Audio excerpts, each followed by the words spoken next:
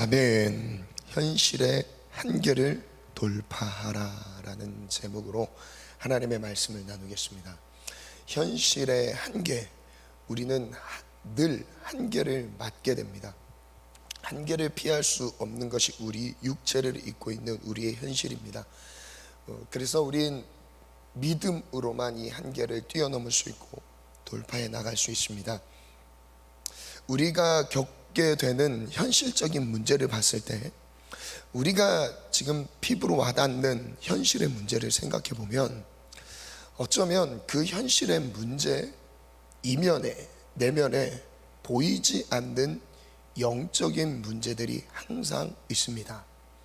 그래서 사도 바울은 우리의 씨름은 혈과 육에 대한 것이 아니라 이 정사와 권세와 어둠의 세상 주관자들과 하늘에 있는 악의 영들을 상대함이라. 우리가 이 육체의 싸움, 누가 잘했니 못했니, 그리고 이런 이유 때문에 이런 어려움을 당했다, 분명히 말할 수 있는 이유들은 질비합니다. 핑계 댈 수 있고 분명히 할 수 없고 어려울 수밖에 없고 힘들 만한 그 상황으로 느껴지는 것이 많은 여러 가지 이유들이 있을 수 있습니다. 그러나 하나님께서는 말씀 가운데 우리에게 무엇을 말씀하시냐면, 그 현실의 문제 뒤에 숨어있는 영적인 세계를 분별하라고 말씀하십니다. 현실의 문제 뒤에 가려져 있는, 숨어 있는 영적인 세력을 주님은 보라고 말씀하십니다. 우리가 겪고 있는 가정의 문제, 일터의 문제, 그리고 관계성 가운데 부딪히는 여러 가지 문제들 뒤에는 항상 악한 영의 역사들이 있습니다. 100%는 아니지만 대부분의 모든 상황, 대부분의 상황들이 보이지 않는 영적인 형편 속에서의 당하는 어려움입니다. 우리는 사단을 뛰어넘을 수 있는 지능을 갖고 있지 않습니다. 그리고 우리의 경험 자체도 사단이 어떤 루트로, 어떤 방법으로, 어떤 방향으로 나를 공격해 오는지를 우리는 가늠할 수도 없고, 그것을 이전에 이겼다 할지라도 지금 오늘 닥치게 될 어려움과 한계의 문제를 또 다시 기도함으로 분별하면서 뛰어넘어야 되는 것이 우리의 영적인 현실이라는 것이죠. 우리의 육체는 그래서 늘 한계 가운데 머물러 있는 것이죠. 그래서 예수님의 등장과 함께, 예수님이 이 땅에 등장하셔서 사역을 시작함과 동시에 발각되는 것이 있었어요. 무엇이었냐면, 많은 병들 뒤에 숨어있는 악한 영의 역사였고, 많은 문제들 뒤에 숨어있는 악한 영의 역사들이었고요, 많은 죄의 문제들 뒤에 숨어있는 악한 영의 역사들이었습니다.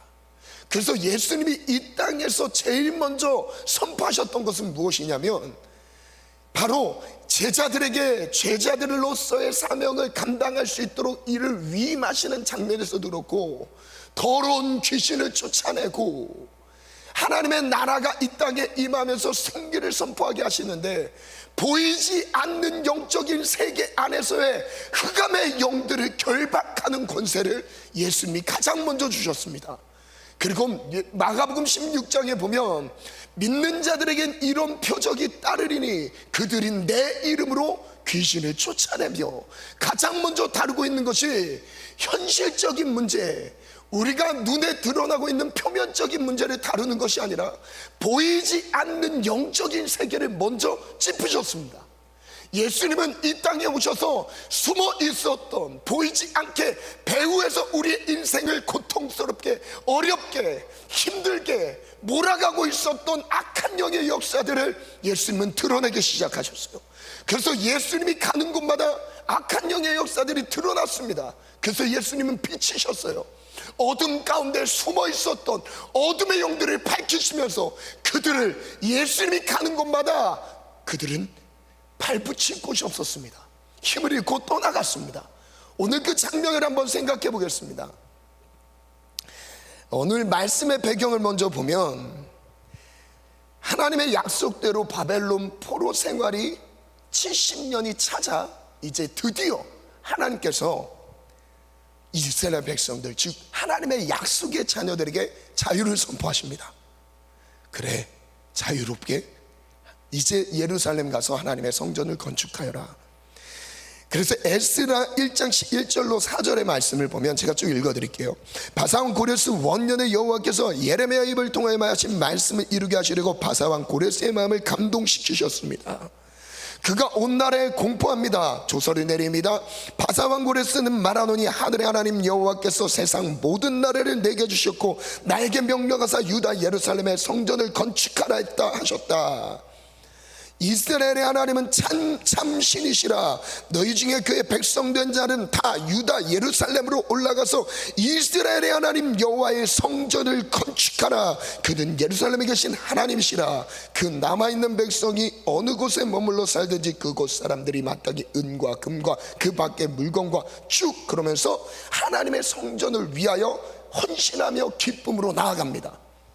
드디어 70년 동안의 바벨론 포로 생활, 그 모든 것을 정리하고 이제 하나님이 약속하셨던 70년 만에 약속의 땅을 밟고 그곳에서 예루살렘 성전을 재건할 수 있는 은혜를 획득했어요. 아주 좋은 은혜의 기회였던 것이죠. 그래서 하나님의 약속을 의지해서 예루살렘 성전 재건에 뛰어듭니다. 1장 5절에 보니까 이렇게 말씀하셨어요. 이에 류다와 베냐민 족장들과 제사장들과 레위 사람들과 그 마음이 하나님께 감동을 받은 사람들, 성전을 재건하고자 감동받은 사람들이 모였습니다. 그리고 그곳을 향해 출발합니다. 몇 명이었을까요? 에스라 2장 64절 말씀 띄워주시겠어요? 온 회중의 합계가 42,360명이라. 참 적은 숫자입니다. 한 민족을 따졌을 때 정말 적은 숫자예요. 42,000명 정도. 그들이 성전 재건을 위해 뛰어듭니다. 첫 번째 주제요, 사명에 뛰어들었습니다. 성전 재건에 헌신한 사람들은 포로 생활하던 곳을 떠나서 드디어 예루살렘에 도착했습니다. 이 예루살렘에 도착했다는 것을 생각해 보면 한번 지도를 띄워주시겠어요? 지도에 보면 빨간색으로 살짝 표시가 되어 있는 그발이라는 곳이 있습니다. 이 그발이라는 곳은 이스라엘 백성들이 대부분 포로 생활을 했던 지역이 바로 이곳입니다. 근데 이곳에서 활동했던 선지자는 바로 에스겔 선지자입니다. 에스겔 선지자가 그발 강가에서 하나님의 말씀이 임해서 함께 포로 생활하던 중에 하나님이 그들을 끊임없이 위로하시고 약속의 말씀을 주시면서 환상과 계시로 하나님이 하실 일들을 에스겔 선지자를 통해서 주셨어요. 이 그발 강가를 떠나서 이제 약속의 땅이 어떤 예루살렘으로 이동해야 됐습니다. 근데 이 길이 험난한 길이에요. 어느 정도의 거리냐면 약 1,500km 정도의 거리입니다. 거리로 따졌을 때 1,500km 정도 됩니다. 이 1,500km라는 것은 지금 이 포로 귀환에서 예루살렘까지 가는 동안 이 사람들은 얼마나 많은 시간이 걸렸냐? 4개월 동안 이동합니다.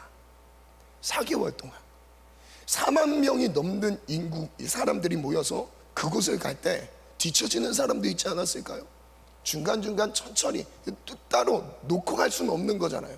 그 속도와 같이 그 부녀자들도 있었을 거고 어린아이들도 있었을 것이고 갔습니다. 어렵게 도착했습니다. 4개월 만에 도착했어요. 예루살렘이라는 곳에 도착했어요. 이 사람들은 어떤 마음으로 예루살렘으로 출발했을까요? 마냥 기대하는 마음만은 아니었을 거예요. 이미 페르시아라는 곳에서 정착했습니다. 우리가 생각하는 포로 생활은 우리가 일제강점기와 같은 생활은 아니었습니다. 여기서는 자유가 주어졌고요, 그들이 경제 활동을 자유롭게 할 수 있도록 그들의 문화와 그들의 그 포로 생활하는 가운데서도 충분히 자유를 누릴 수 있는 환경이 보장되어 있었습니다. 이스라엘 백성들뿐만 아니라 다른 민족에게도 그런 상황들이 보장되어 있어요. 다만 세금이나 조공이나 이런 것들을 바쳐야 되는 것들은 있었지만 포로이기 때문에, 포로라고 해서 노예 생활을 했다는 것으로만 생각하시면 안 돼요. 그런데 이 생활이 너무나 편했던 겁니다. 그래서 선뜻 성전을 재건하라 말씀하셨던 거에 많은 사람들이 반응하지 않았던 겁니다. 왜냐하면 자기의 현실의 문제 가운데 지금 이 현실의 삶이 더 안정됐어요.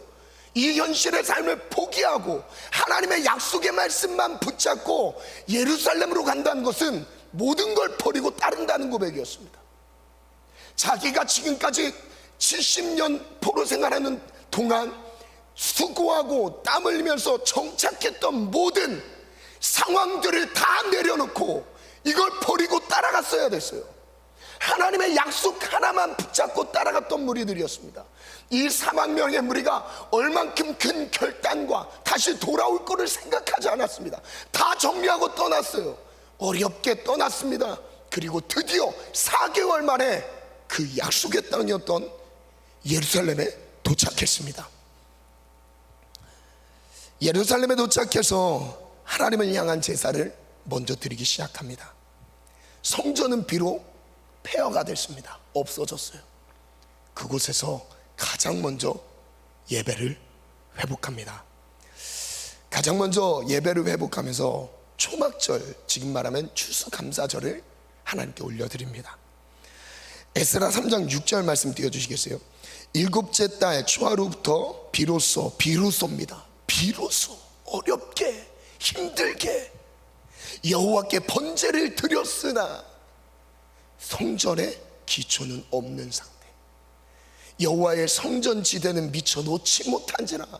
성전 재건은 시작도 못했지만 가장 먼저 그들은 하나님을 예배하기 시작합니다. 이제 드디어 성전 재건이 시작됩니다. 성전 기초를 놓습니다. 그러면서 하나님을 찬양하며 하나님을 예배하는 장면이 3장의 내용입니다. 3장 8절부터의 내용인데 10절부터 한번 볼게요.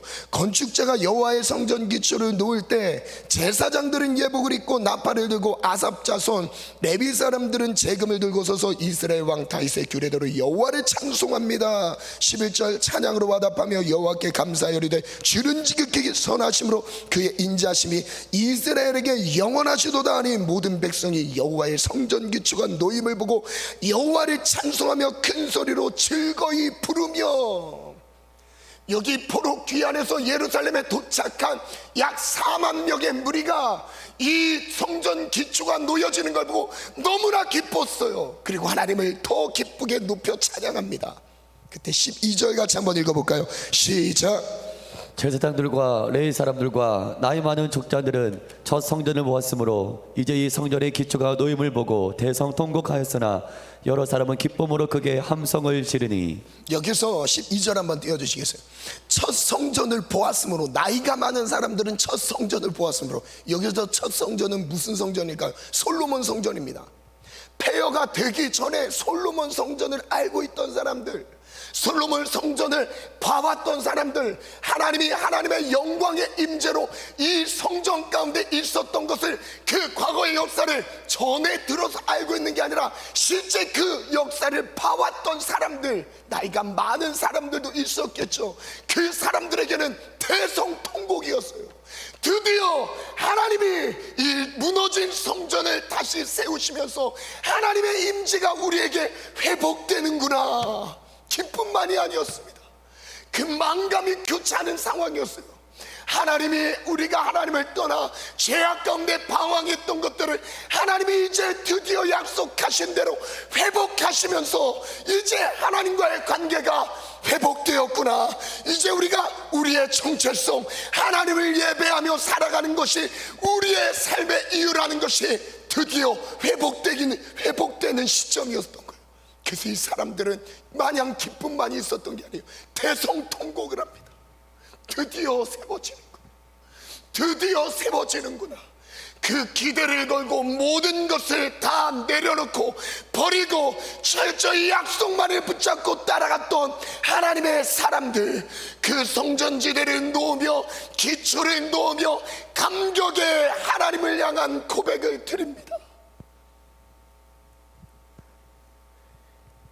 그리고 어떤 사람들은 기쁨으로 큰 함성을 지르죠. 두 번째 주제입니다. 근데 뜻하지 않는 문제가 생겼습니다. 오늘 말씀의 핵심 포인트는 바로 여기에요.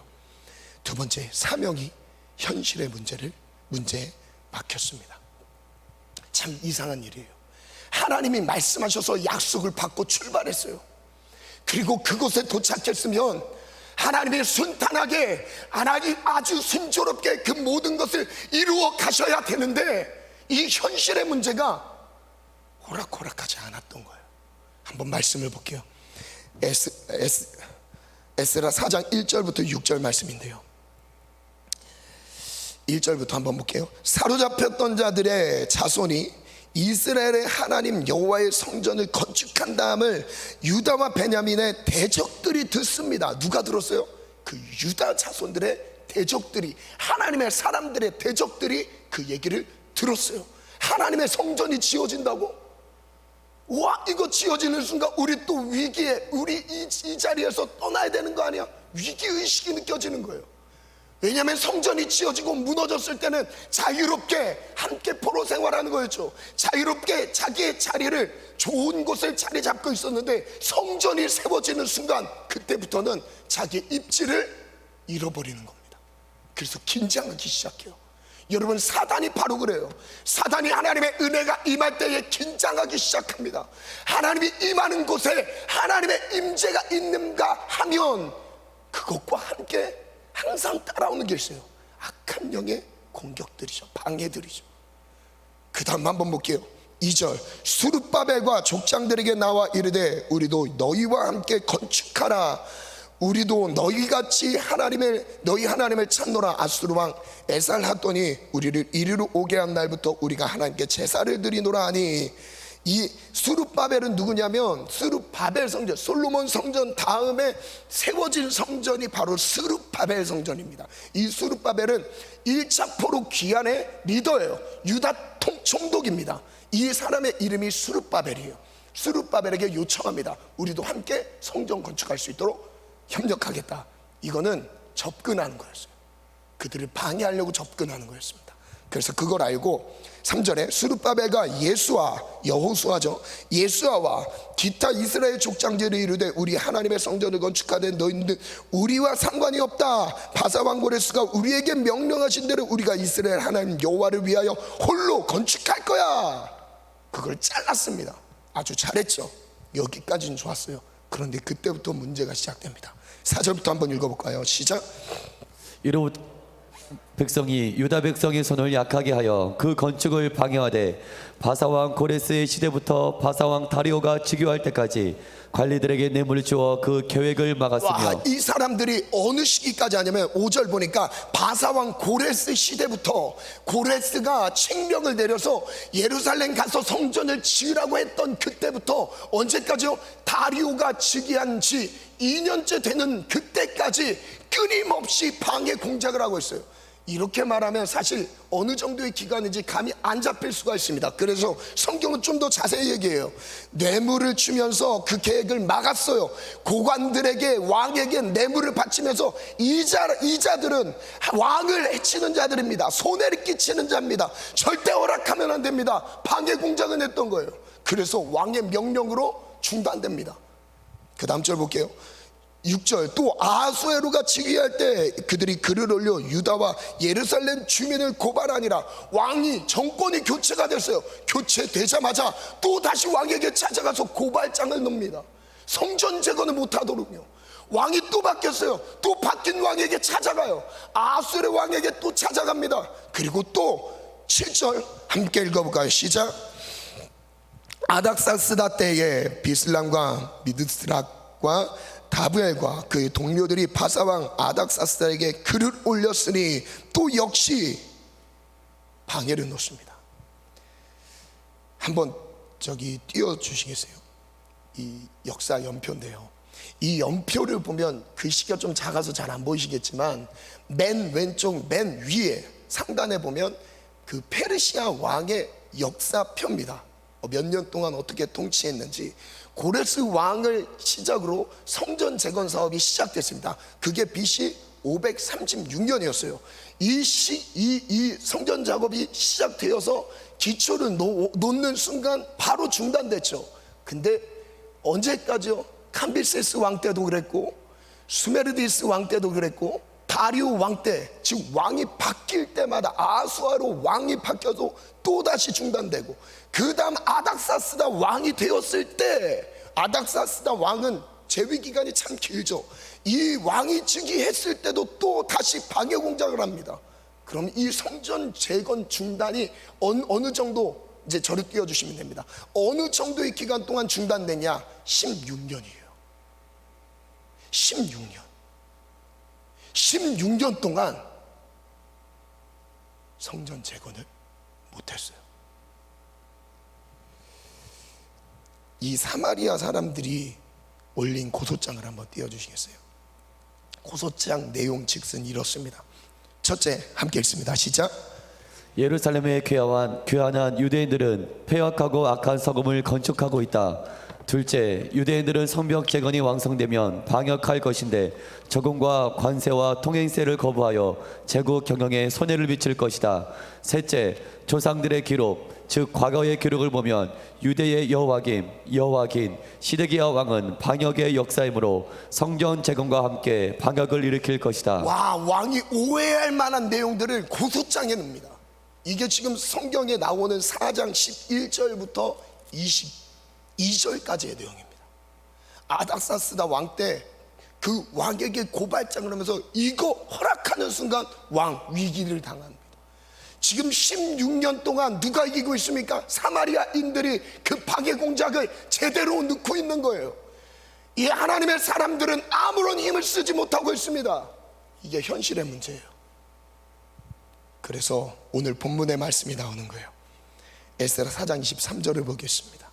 아닥사스다 왕의 조서 초본이 르훔과 서기관 심세와 그의 동료 앞에서 낭독되매 그들이 예루살렘으로 급히 가서 유다 사람들을 보고 권력으로 억제합니다. 못하도록, 하나님의 성전을 재건하지 못하도록 또 억제한 거예요.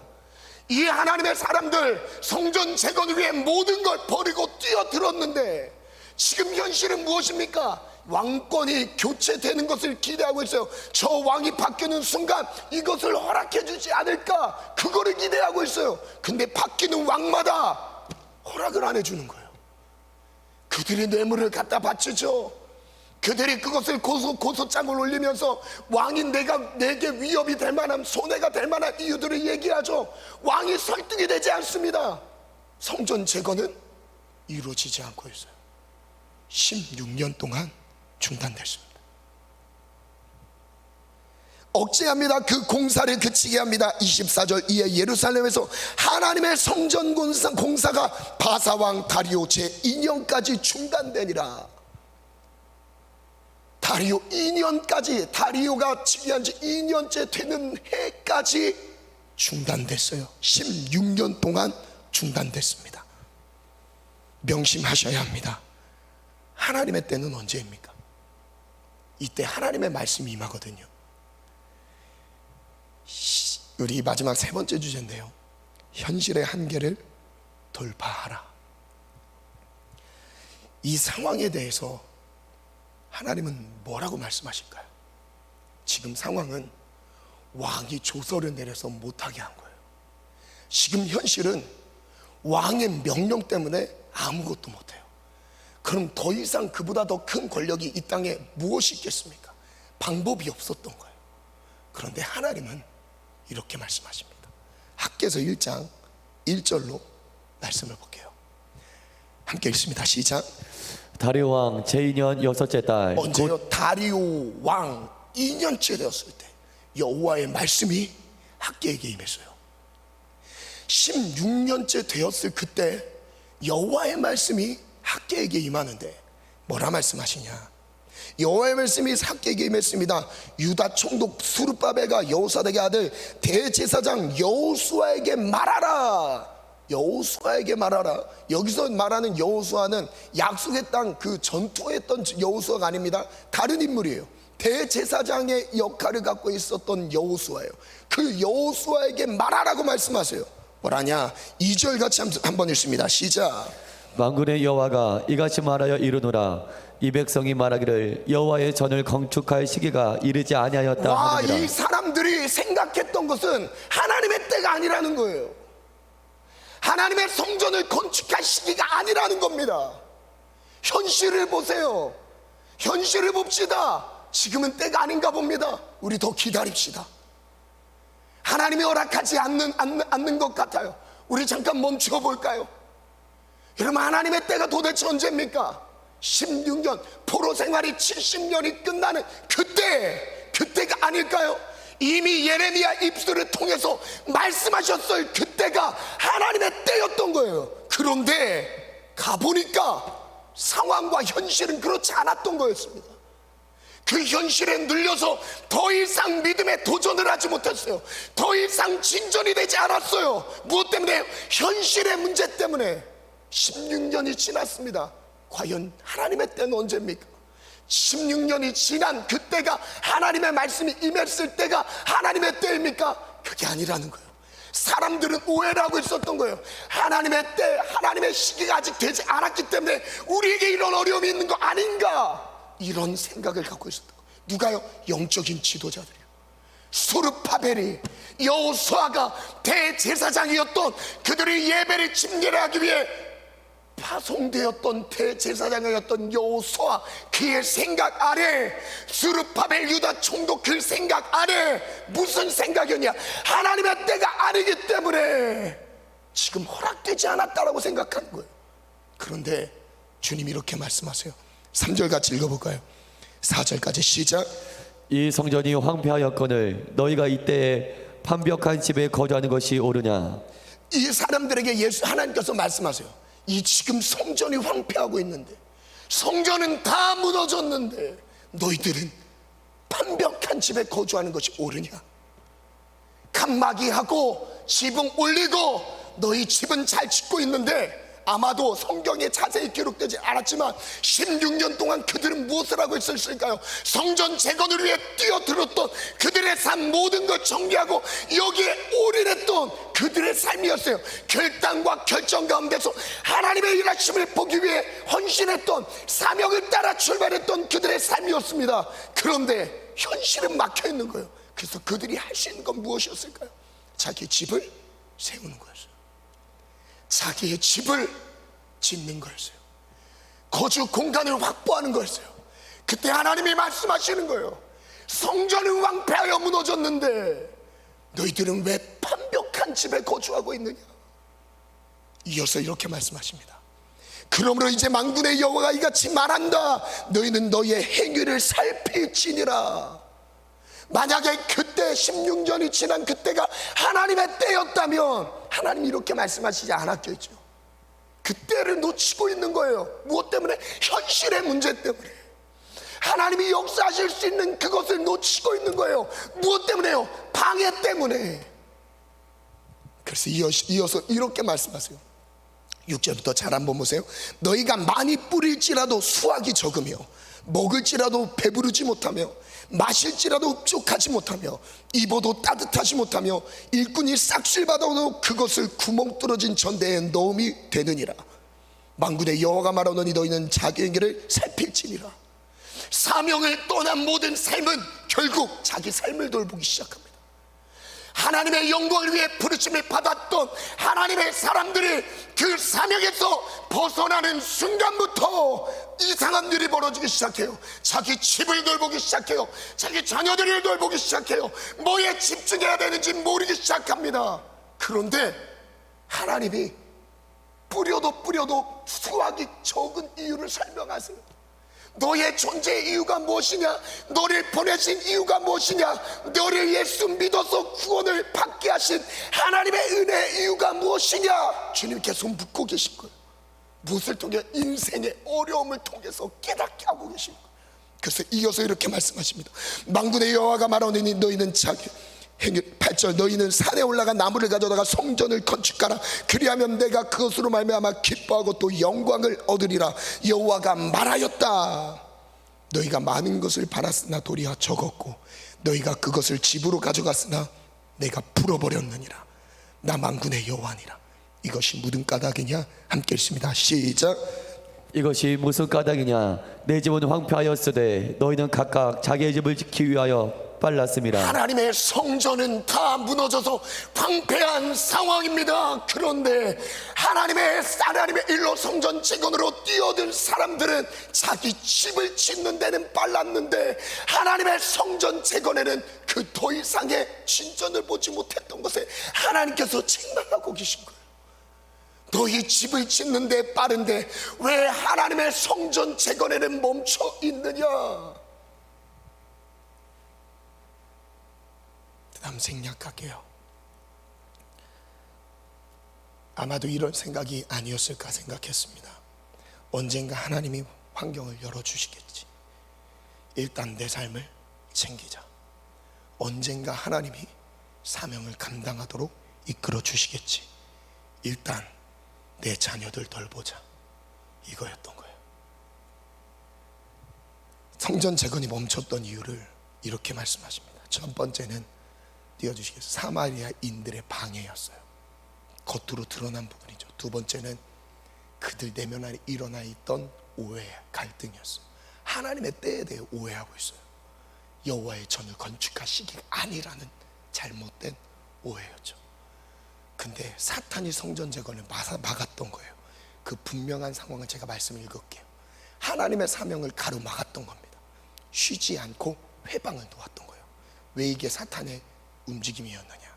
그것을 스가랴 선지자가 얘기합니다. 스가랴 4장 한 달 뒤 학개 선지자가 말씀을 선포한 뒤 한 달 뒤에 스가랴에게 하나님의 말씀이 임합니다. 하나님의 말씀이 임했던 스가랴에게 임했던 말씀 중에 생략하고 4장 3장 1절로 5절 말씀 한번 볼게요. 3장 1절로 한번 읽어볼까요? 시작.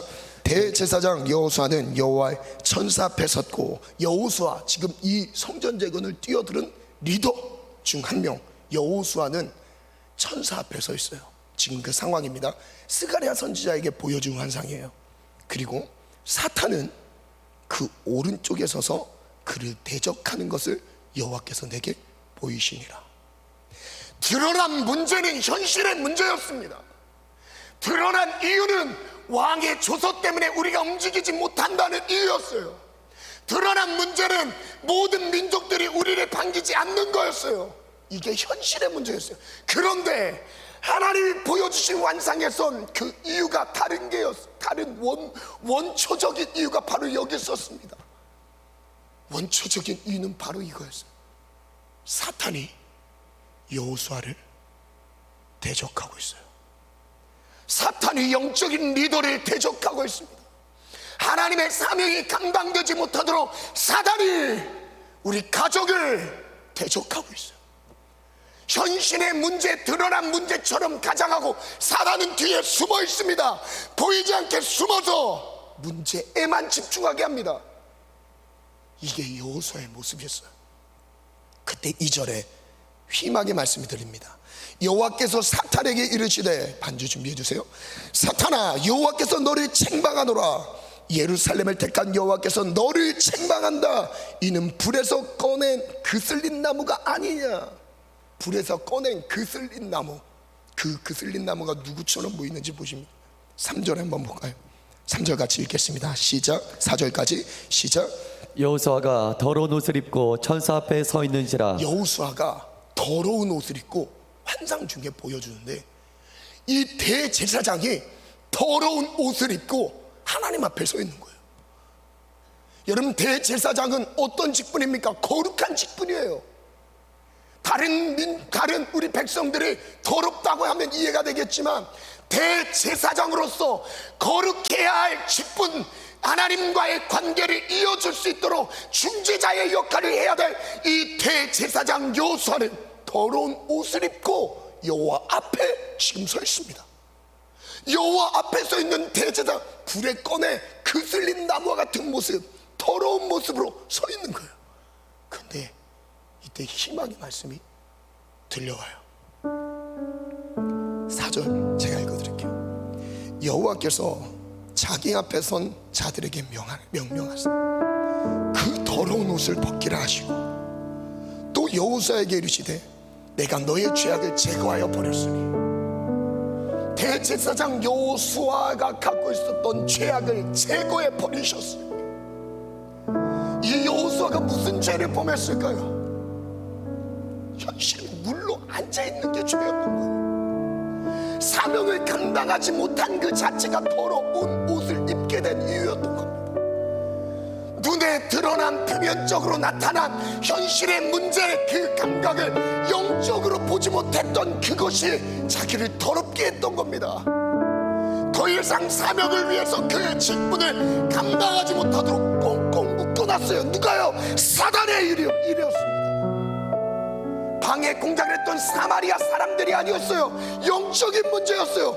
뭘 해야 됐을까요? 이때 여호수아는 무엇을 했어야 됐을까요? 기도를 했어야 됐어요. 방해가 있었을 때, 인생의 한계를 만났을 때, 사명을 감당할 힘조차 없을 만큼의 조금의 방법도 나타나지 않았을 때, 이 여호수아는 해야 했던 것은 기도였어요. 기도. 인간적인 힘으로 그것을 풀고 해결하려고 하는 노력이 아니라, 그러니까 당연히 답이 없죠. 왕의 조선, 왕의 명령인데 뛰어들긴 했습니다. 사명을 위해 살겠습니다 했어요. 그런데 기도가 없었던 거예요. 그런데 이 현실을 뛰어넘을 영적인 안목을 갖추지 못했던 겁니다. 여러분 명심하세요.